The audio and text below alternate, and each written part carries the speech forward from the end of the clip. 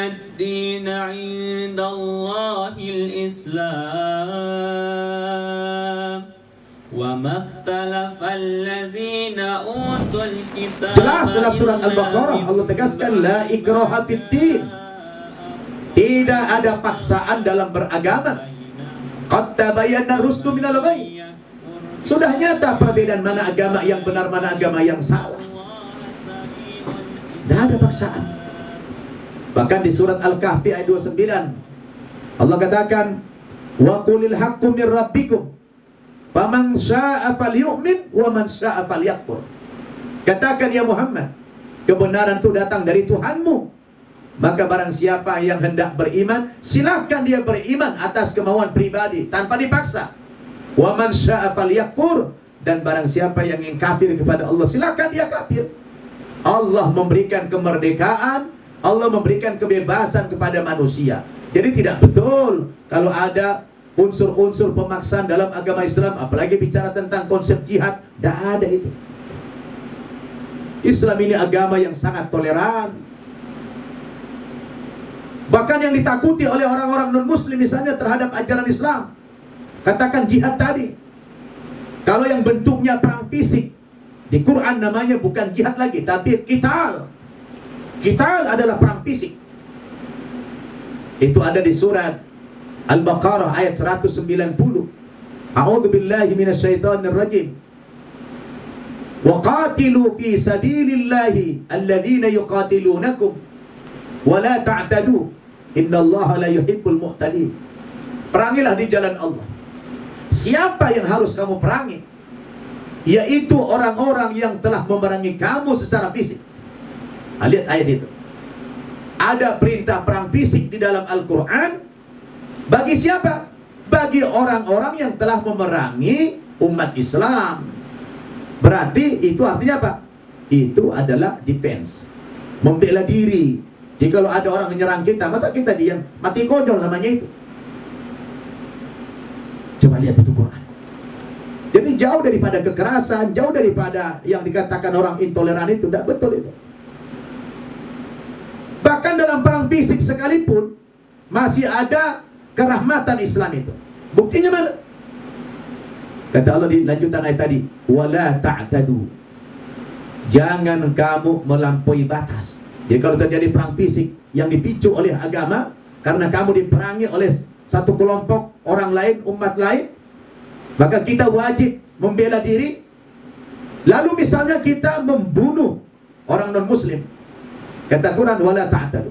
Kalau sudah kamu membunuh, jangan berlebihan, jangan melampaui batas. Jangan sampai itu jasadnya dicincang-cincang, lalu dikasih makan kepada binatang. Tidak boleh.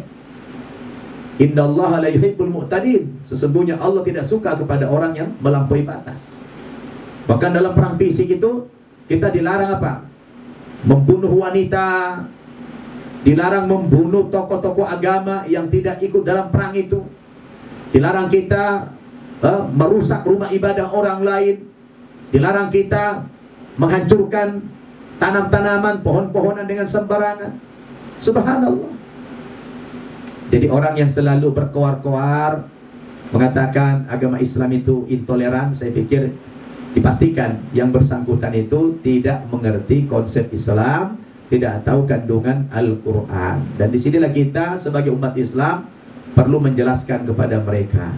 Dan faktanya memang dimanapun kalau umat Islam itu mayoritas, umat Islam itu lebih banyak, pasti orang-orang di luar Muslim itu hidupnya nyaman, aman, tentram, tidak akan diganggu sama orang Islam. Kenapa? Ada aturan yang melarang itu. Tidak boleh mengganggu orang. Nah, saudara-saudaraku yang saya cintai karena Allah Subhanahu wa Ta'ala, sepertinya ada ini masuk pertanyaan ke studio. Dan saya ingatkan kepada pemirsa Andaba TV, kita juga membuka dialog interaktif melalui saluran handphone di nomor 0812 996 3993. Silakan kalau ingin dialog interaktif dengan kami, kita persilakan, atau mengirim teks Dan sekarang sudah ada satu pertanyaan yang masuk dari Pak Hari Clark, ya. Ustadz, orang Kristen bilang Tuhan mereka terasa dekat, dipanggil Bapak. Sedangkan Islam itu seperti tuan dan budak. Terlebih lagi untuk ibadah saja pakai toa. Bagaimana menyikapinya Ustadz? Iya, kita di dalam bermasyarakat atau berinteraksi dengan pribadi-pribadi non-muslim, memang seringkali muncul kata-kata, kalimat-kalimat yang arahnya itu agak menyindir atau bahkan sampai menyinggung dan sebagainya. Nah, di sini kita perlu menyikapi dengan arif, sebijaksana mungkin, ya. Ya, kita kalau pertanyaan yang semacam ini, meskipun mungkin niat yang bertanya itu sedikit agak mau menyinggung kita, tapi tidak masalah. Kita nggak usah terpancing emosi yang begitu itu. Kita harus jawab dengan yang santun, ya. Dia bilang kalau di agama kami itu rasanya Tuhan itu sangat dekat sekali. Kami panggil dia Bapak. Tetapi kalau di agama Islam itu terasa seperti agak jauh. Kayak hubungan antara hamba sahaya dengan tuan, budak dengan tuannya. Bahkan di dalam agama Islam kalau ibadah saja perlu pakai toa, pakai mikrofon. Nah, bagaimana kita bisa menjelaskan ini kepada yang bersangkutan?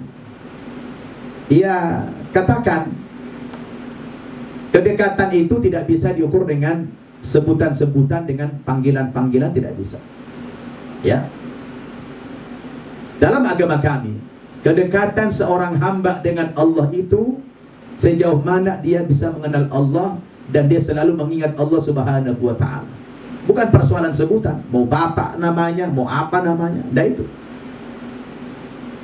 Sejauh mana kita bisa mengenal Allah itu lebih dekat.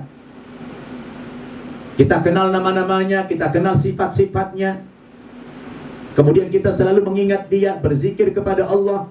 Ala bidzikrillahi tatmainnul qulub. Ketahuilah hanya dengan semata-mata mengingat Allah hati tentram, kata Allah. Boleh dengan sebutan apa saja. Kita orang Islam menyebut, ya, Allah. Allah itu induk dari nama-nama Allah. Allah punya 99 nama. Dan Allah itu adalah induknya. Silakan mau sebutan apa. Versi agama masing-masing itu bebas saja. Tetapi ukuran dekat tidaknya hamba dengan Tuhan itu bukan dari perkara sebutan, tapi sejauh mana dia dekat hubungannya dengan Allah Subhanahu wa ta'ala, dengan dia selalu menyebut Allah, melaksanakan perintah-perintahnya dan meninggalkan larangan-larangannya. Apalah manfaatnya kalau Anda menyebut-nyebut Bapak misalnya, tapi Anda melanggar perintah-perintahnya? Itu sama saja bohong. Nah, oleh karena itu kita harus bisa menjelaskan secara bijaksana. Adapun misalnya toa itu kan sarana untuk memanggil orang-orang mau ibadah, azan, manggil orang untuk sholat, gitu kan. Itu syiar saja. Bukan berarti Allah tidak mendengar. Allah itu maha mendengar.